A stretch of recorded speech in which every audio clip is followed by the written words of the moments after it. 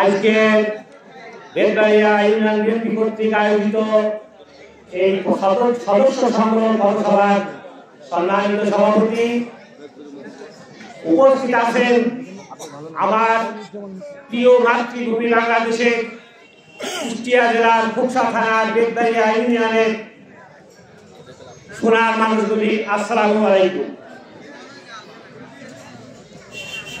এখানে উপস্থিত আছেন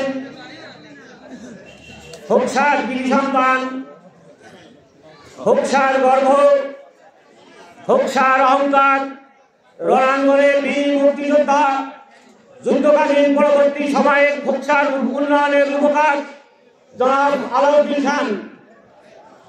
এখানে উপস্থিত আছেন বীর মুক্তিযোদ্ধা, হোকসার বীর সন্তান, পৌর বিএনপির আহ্বায়ক জনাব এজেডি ওসিরেজা ভাই সহ হোকসা থানার সমস্ত সংগঠনের নেতৃবৃন্দ। আসসালামু আলাইকুম। অনেকেই বলে গেছেন আমরা কথা বলতে পারিনি, বসতে পারিনি। সেই শহীদ প্রেসিডেন্ট জিয়াউর রহমানের গণতন্ত্র প্রতিষ্ঠায় দীর্ঘ সংগ্রামের পর 5ই আগস্ট এদেশের সাধারণ জনতা, ছাত্র জনতার অভ্যুত্থানে কুচক্রী শেখ হাসিনা, ফ্যাসিস্ট শেখ হাসিনা এই বাংলাদেশ থেকে পালিয়েছে। তারপরেও আমরা দেখতে পাচ্ছি এখনো তার প্রেতাত্মা কাজ করছে। তাই আমি হুঁশিয়ার করে বলতে চাই, আপনারা যদি কোনো ষড়যন্ত্র করেন তাহলে এই জনতা আপনাদের দাঁত ভাঙা জবাব দেবে ইনশাল্লাহ।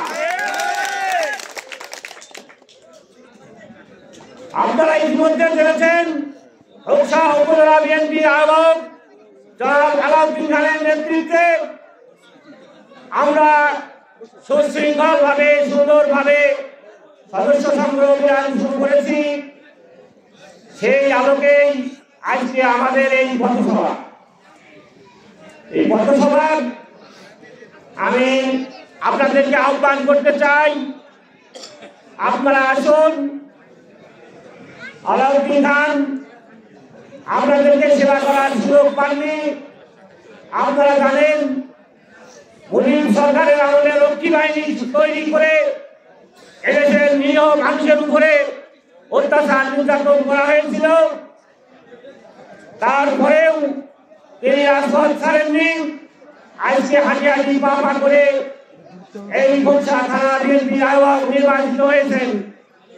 তার হাতকে শক্তিশালী করার লক্ষ্যে এই ভবানীপুর ওয়ার্ডের কর্মী ভাইদেরকে আমি জানাতে চাই, আপনারা সুশৃঙ্খলভাবে সুন্দরভাবে একটি কমিটি উপহার দেবেন। সবাই করুন।